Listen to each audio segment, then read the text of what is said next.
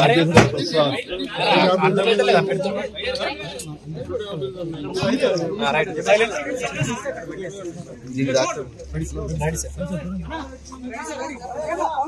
చాలా unfortunate day. నా మిత్రుడు 46 సంవత్సరాల అసోసియేషన్ నాకు రాజేంద్ర ప్రసాద్ గారికి,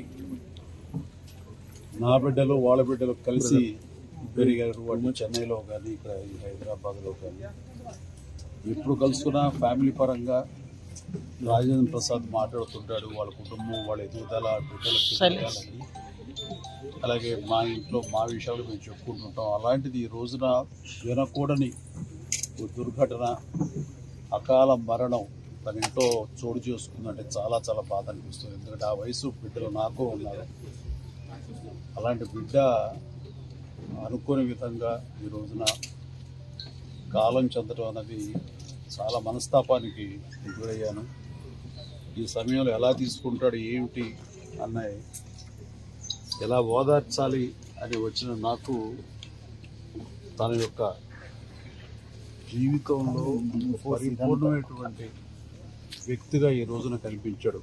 అందరు తెలిసి అందరు నవ్వించే, అందరికీ వినోదం పంచే రాజేంద్ర ప్రసాద్ ఈ రోజున తన వీట విషాదం జరిగింది. ఆ విషాదం ఎలా తీసుకుంటాడు అని అనుకుంటే, తనకున్నటువంటి వ్యక్తిత్వంతో ఆ బాధను కూడా దిగమింగుకొని మళ్ళీ తప్పదు జీవితంలో మనం అన్ని చవి చూడాలి, భగవంతుడు ఎన్ని పరీక్షలా పెడతాడంటూ ఒక వేదాంతలాగా తను మాట్లాడుతుంటే మరింత బాధ అనిపించింది.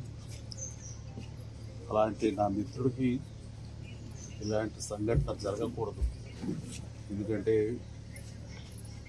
చిన్నవాళ్ళు పెద్దవాళ్ళు ఏమవుతారు ఏంటి అంటూ ఆ వయసుకు సంబంధించి మా దగ్గర అవుతున్న కొద్దీ వాళ్ళు బాధపడతారు. అలాంటిది బిడ్డలు ఇంకా ఎదుగుదల ఉంది, వయసు సగం కూడా కాలేదు జీవితకాలంలో, వాళ్ళు అలా కనుమరుగైపోతారు అనేది తట్టుకోవడం చాలా కష్టం. అలాంటి పరిస్థితి రోజున నా మిత్రుడికి, ఆ కుటుంబానికి కలిగినందుకు చాలా చాలా బాధ అనిపిస్తుంది.